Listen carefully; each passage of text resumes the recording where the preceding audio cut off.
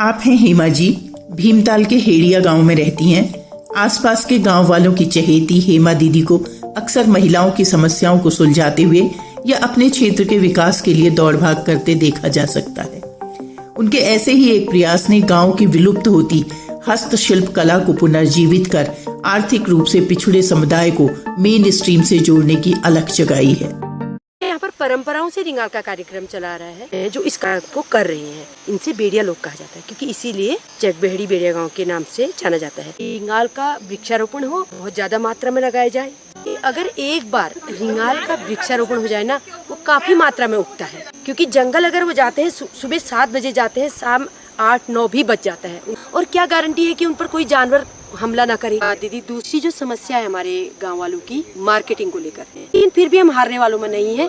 कैसे भी अपने प्रोडक्ट बना के हम बाजार तक ले जाएंगे, और हमारी महिलाओं में इतनी क्षमता है कि वो आगे बढ़ेंगी।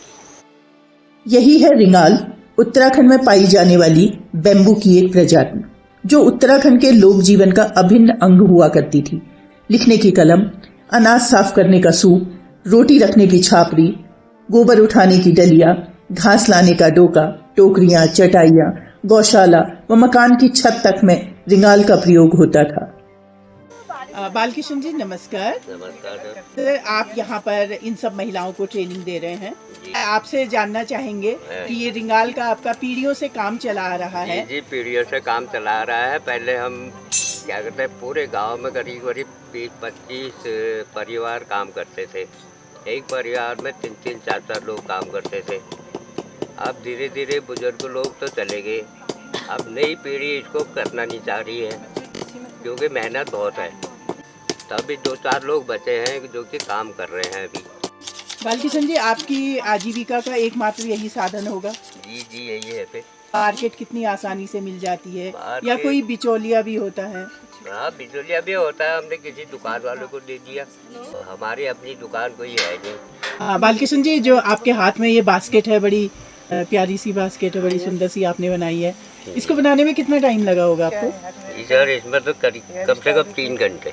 3 घंटे? जब मटेरियल आप लेके आते हैं उसके बाद घर पे उसके बाद मतलब छिलना, बीनना और बुनाई, 3 तैयार करना। मतलब ये बास्केट कितने में बिक जाती है? फिलहाल हमारी तो मार्केट में 200 रुपए की बिकती है। 200 रुपए आप तक पहुंच जाते हैं? हाँ, इसे कम से कम 150 रुपए मिल ही जाएंगे। इसमें है 1 घंटा, लगभग 100 रुपया मिल जाएगा। मतलब कई किस्म के आइटम है। तो अगर आपको कोई बहुत बड़ा ऑर्डर दे तो उसको पूरा कर सकते हैं? लेकिन अब अकेले नहीं हो पाता है ऐसा काम ना। अब 2-4 लोग मिल के हम कर सकते हैं उसको।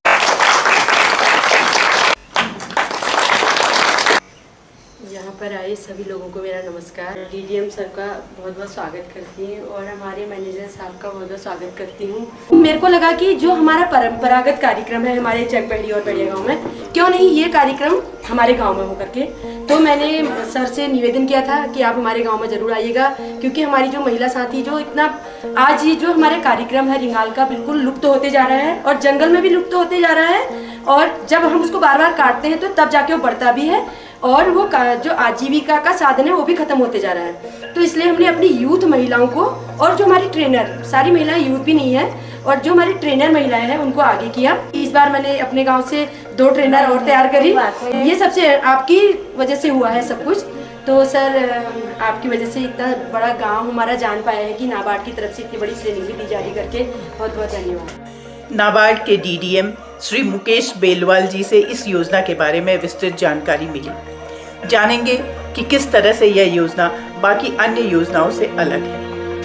तो यही कार्यक्रम जो LEDP है, इसके अंदर सिर्फ प्रशिक्षण ही नहीं है, इसका पूरा 2 साल तक कवर करना है इसमें हमें। तो मान लो 60 महिलाएं जुड़ी हैं इसके साथ इस प्रोग्राम में। तो 60 महिलाओं को हम लोग कहीं एक ऐसी जगह लेके जाएंगे जहाँ रिंगाल का अच्छा काम कर रही हैं महिलाएं, इसलिए किसी लोकेशन पे। इससे क्या है, जो आपने ट्रेनिंग भी सीखा है और जो वहाँ से आप सीख के आए, जो आप लोग जिस लोकेशन पे आप जा रहे हैं, तो वो आप अपनाएं उसको। तो उसके बाद एक ट्रेनिंग एक्सपोजर विजिट हम आप लोगों को कराएंगे इसके बाद। और जब विजिट करके आप वापस यहाँ आ जाएंगी इसी गांव में कहीं पर को ना, जहाँ पर सारी महिलाएं बैठ के वो रिंगाल का काम करेंगी, और वहाँ से सामान बनाएंगे, वहाँ से बेच भी सकती है अपने स्तर पर। तो उसके बाद फिर ये लगभग 1 साल 1.5 साल हो जाएगा। तो उसके बाद फिर एक और ट्रेनिंग होगी, रिफ्रेशर ट्रेनिंग बोलते हैं उसे हम लोग। जो एक्टिव महिलाएं हैं, जैसे आप लोग काफ़ी एक्टिव हैं जो यहाँ उपस्थित है, तो उनकी दोबारा हम ट्रेनिंग कराएंगे उसको 3-4 दिन की। उसमें बड़े अच्छे ट्रेनर हमारे साथ जुड़ेंगे उसके साथ। तो ऐसे करके 2 साल तक पूरा प्रोग्राम है ये। तो हम क्या चाह रहे थे कि इसको एक नेशनल लेवल पे इसको प्रमोट करें इसका। तो जैसे यहाँ पे यूनिक है तो उसका हम बोलते हैं GI टैग, क्योंकि उसको GI टैग दे सकते हैं।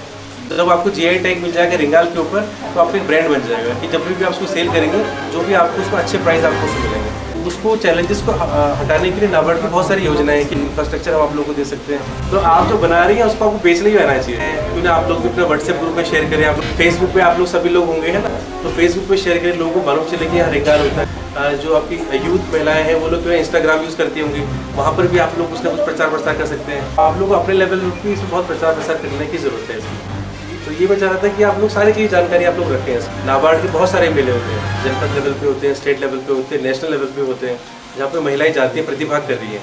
तो उसमें हम लोग पूरा उसमें जो भी आपका खर्चा होता है, आपका आना जाने का, आपका सामान ले जाने का ट्रांसपोर्टेशन कॉस्ट होता है, आपके डेली अनाउंसेस जो होते हैं, जो आप वहाँ रह रहे हैं, आपका बोर्डिंग लॉजिंग चार्जेस सब नाबार्ड उसमें पैसा देता है उसके अंतर्गत। तो ऐसे बहुत सारे हमारे मेले स्टेट लेवल पर चलते रहते हैं। तो मैं चाहता हूँ आप लोग भी उसमें भी आएँ, क्योंकि आपका जो प्रोडक्ट बहुत अच्छा है।